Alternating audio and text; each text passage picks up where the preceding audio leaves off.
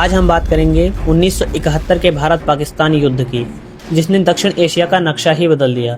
भारत पाकिस्तान का वो युद्ध जिसने पाकिस्तान के दो हिस्से कर दिए। कैसे भारत ने पाकिस्तान से बंगाल को अलग कंट्री बनाया। आखिर क्यों पाकिस्तान ने अपने ही देश के 30 लाख लोगों को मरवा दिया और 4 लाख से ज्यादा महिलाओं का बलात्कार किया। कैसे भारत ने एक खराब जहाज से पाकिस्तान की सबसे ताकतवर पनडुब्बी को मार दिया। कैसे पूरा पाकिस्तान अपनी ही बिछाई जाल में फंस गया। 1947 को जब भारत का बंटवारा हुआ तब पाकिस्तान दो हिस्सों में था, पश्चिमी पाकिस्तान और पूर्वी पाकिस्तान।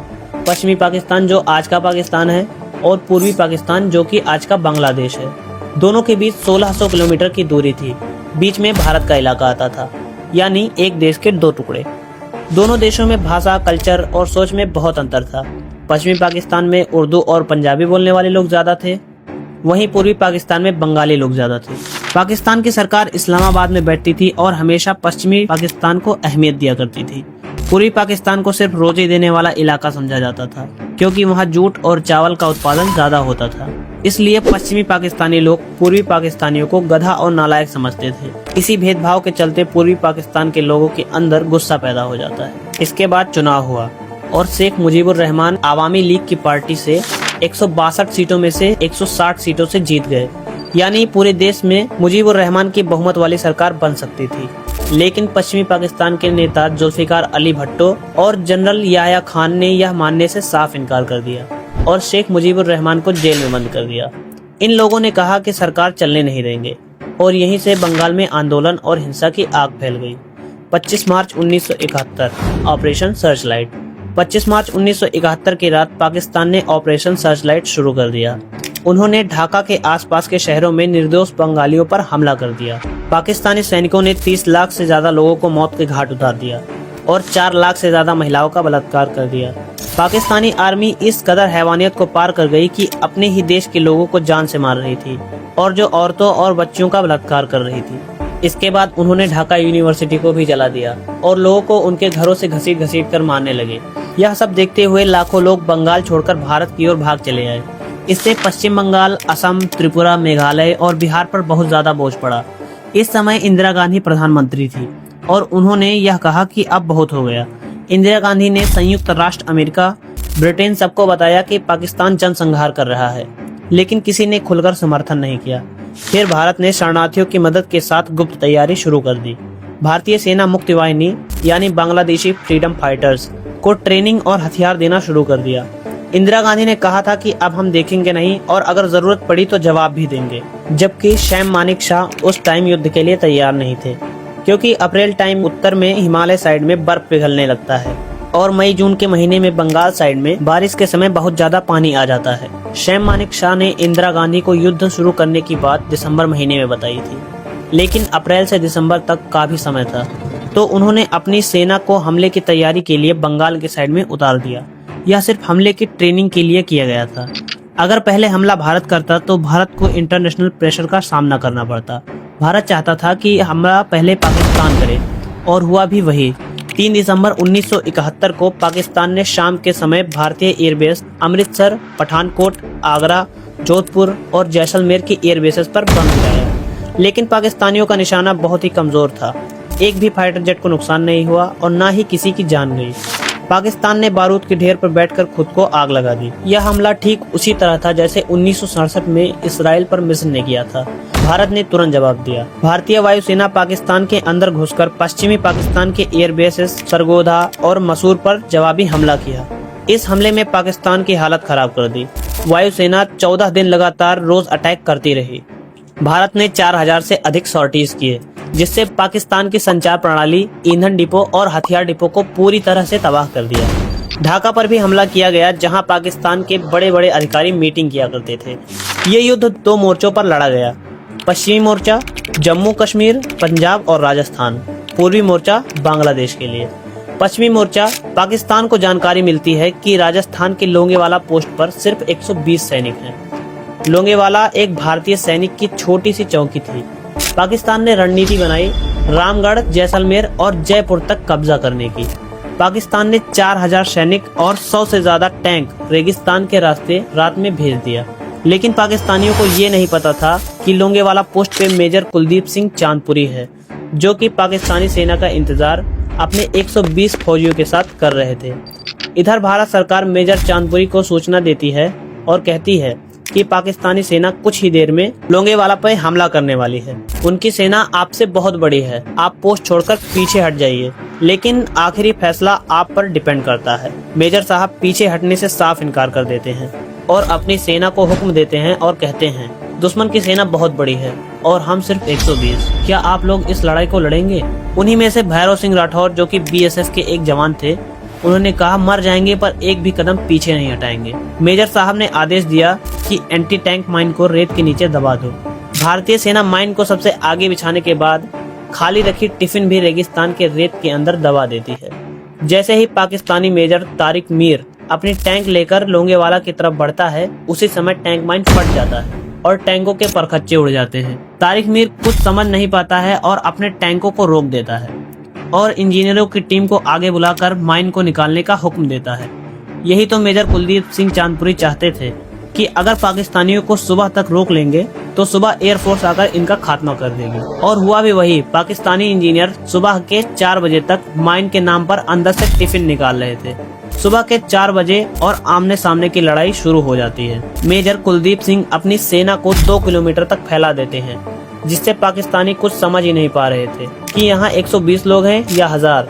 तब तक सुबह हो जाती है और भारतीय एयरफोर्स हंटर जहाज लेकर पाकिस्तान के टैंकों को एक के बाद एक उड़ाने लगे। उस टाइम रेगिस्तान में धूल और बालों से ज्यादा टैंक्स के परखच्चे उड़ रहे थे। यह सब देखकर पाकिस्तानी सेना घबराकर अपनी जान बचाकर गीदड़ों की तरह भागने लगती है। तारिक मीर अपने बेस कैंप में फोन करके बताता है कि भारतीय जहाज मधुमक्खी की तरह हमारे ऊपर उड़ रहे हैं, और उधर से भी यही जवाब आता है कि पाकिस्तानी एयरफोर्स कुछ नहीं कर सकती। इस तरह मेजर कुलदीप सिंह की सूझबूझ से लोंगेवाला को सुरक्षित बचा लिया गया और पाकिस्तानी को हमारे बहादुर शेरों ने गीदड़ों की तरह भगाया। आज भी लोंगेवाला पोस्ट पे वो सब टैंक मौजूद हैं जो पाकिस्तानी छोड़कर भाग गए थे। सिर्फ टैंक ही नहीं, जितने पाकिस्तानी मरे थे उनकी लाश भी छोड़कर भाग गए थे। भारत सरकार ने पाकिस्तान सरकार को कहा कि आकर अपने सैनिकों की लाश ले जाएं, लेकिन डर के मारे कोई पाकिस्तानी लाशों को लेने तक नहीं आया। इंडियन आर्मी ने अपना काम तो किया, पर अब बारी थी इंडियन नेवी की। इंडियन नेवी भी अपने समुद्री जहाज लेकर 5 दिसंबर 1971 को कराची पहुंच जाती है। इंडियन नेवी ने कराची बंदरगाह पे इतने बम गिरा दिए कि कराची बंदरगाह एकदम से ध्वस्त हो गया। इससे पाकिस्तान की आधी से ज्यादा कमर तोड़ दी। कराची पे हमला देखकर पाकिस्तान एकदम से बौखला गया। उसने अपनी पीएनएस गाजी को आदेश दिया कि आईएनएस विक्रांत को उड़ा दे। आईएनएस विक्रांत उस समय भारत का सबसे बड़ा और ताकतवर जहाज था, जिस पर फाइटर जेट, हेलीकॉप्टर और रनवे था। इस हमले की जानकारी भारत को लगती है कि पीएनएस गाजी हमले के लिए पाकिस्तान से समुद्री रास्ते से आ रहा है। भारतीय इंडियन नेवी ने योजना बनाई कि गाजी को बीच रास्ते में ही मार दिया जाए, पर पीएनएस गाजी को मारे कैसे, ये चुनौती बहुत बड़ी थी। उस टाइम गाजी काफी एडवांस पनडुब्बी थी, जिसे मारना आसान नहीं था। उसको मारने के लिए जो हथियार चाहिए था वो आईएनएस राजपूत के पास था, लेकिन राजपूत में कुछ गड़बड़ी आ गई थी, इसलिए आईएनएस राजपूत रिपेयरिंग के लिए विशाखापट्टनम में खड़ा था। भारत ने यहाँ पे चाल चली कि आईएनएस विक्रांत विशाखापट्टनम आ रहा है। वहाँ के मछुआरों और मंडी वालों को खबर भेजी गई कि सैनिकों के लिए खाने की सामग्री की व्यवस्था करें। ये खबर आग की तरह पूरे शहर में फैल गई। कुछ पाकिस्तानी जासूस जो कि पाकिस्तान को खबर पहुंचाते रहते थे कि विक्रांत कहाँ है, वो लोग पाकिस्तान को खबर पहुंचाते हैं कि विक्रांत विशाखापट्टनम आ रहा है।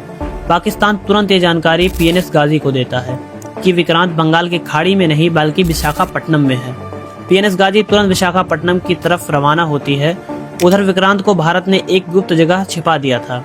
गाजी तेजी से विशाखापट्टनम की तरफ बढ़ रहा था।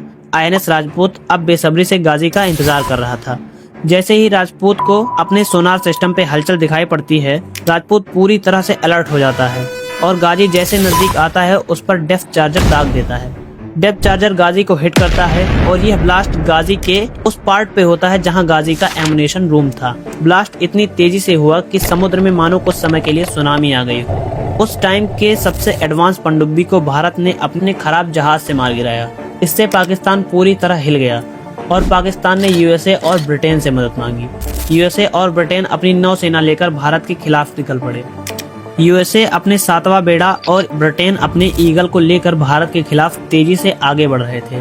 उस टाइम भारत के खिलाफ अमेरिका, चीन, ईरान, जॉर्डन, सऊदी अरेबिया जैसे देश थे। तब भारत ने मदद के लिए रशिया को बुलाया। रशिया ने अपना 40वां बेड़ा भारत की मदद के लिए भेज दिया। जब तक पाकिस्तान की मदद के लिए और देशों के जहाज पहुंचते, उससे पहले रशिया भारत की मदद के लिए आ चुका था। रशिया ने जानबूझकर अपनी सभी सबमरीन जहाज को पानी के ऊपर निकाल दिया, जिससे वह सब सैटेलाइट से देखे जा सकें। अमेरिका ने रशिया को पीछे हटने का आदेश दिया, लेकिन बिना परवाह किए रशिया आगे बढ़ता रहा, जिससे रशिया की रेंज में अमेरिका के जहाज आ सकें, क्योंकि उस समय रशिया की मिसाइल की रेंज 300 किलोमीटर की ही थी। रशिया ने ऑटो मोड ऑन कर दिया और रेडियो पे अलर्ट किया कि अगर अमेरिका थोड़ा सा भी आगे आएगा तो मिसाइल अपने आप लॉन्च हो जाएंगे। इससे अमेरिका के साथ जितने भी देश थे वह सब डर के वापस चले गए और इस तरह भारत और रशिया ने मिलकर पूरा समुद्री मार्ग ब्लॉक कर दिया, जिससे पाकिस्तान ना तो अपने सैनिकों को हथियार दे सकता था और ना ही राशन। इसी के साथ भारत ने सियालकोट, लाहौर और सिंध बॉर्डर पर जोरदार हमला भी किया। भारत की सेना ने पाकिस्तान की सेना को पीछे हटने पर मजबूर कर दिया। पूर्वी कमांड के general lieutenant general Jagjit Singh Arora के नेतृत्व में ऑपरेशन शुरू हुआ। मुक्त वाहिनी और भारतीय सेना ने मिलकर ढाका की ओर बढ़ना शुरू कर दिया। भारत ने एक साथ 3 दिशाओं से हमला किया, उत्तर में सिलीगुड़ी मेघालय से, पूर्वी में त्रिपुरा मिजोरम से और दक्षिण से खुलना चिटगांव की ओर। पाकिस्तान की पूर्वी कमान जनरल ए.के. नियाजी के हाथ में थी। उनको भारतीय जवान ने जल्द ही घेर लिया। भारतीय वायुसेना ने उनके सप्लाई रूट और हवाई अड्डे भी बर्बाद कर दिए। भारतीय नौसेना ने भी चिटगांव मोंगला बंदरगाह को ब्लॉक कर दिया, ताकि पाकिस्तान को कोई मदद न मिल सके। 13 दिसंबर को भारतीय सेना द्वारा ढाका को चारों तरफ से घेर लिया गया। फिर भारत ने एक और चाल चली। आसमान में अपने कई जहाजों के द्वारा पैरामिलिट्री फोर्स को पैराशूट के द्वारा ढाका पे गिराया गया। इस चाल में सिर्फ कुछ ही पैरा फोर्स के सोल्जर्स थे, बाकी 5000 पुतले थे। ये सब देखकर पाकिस्तान की सेना की पैंट तक गीली हो गई।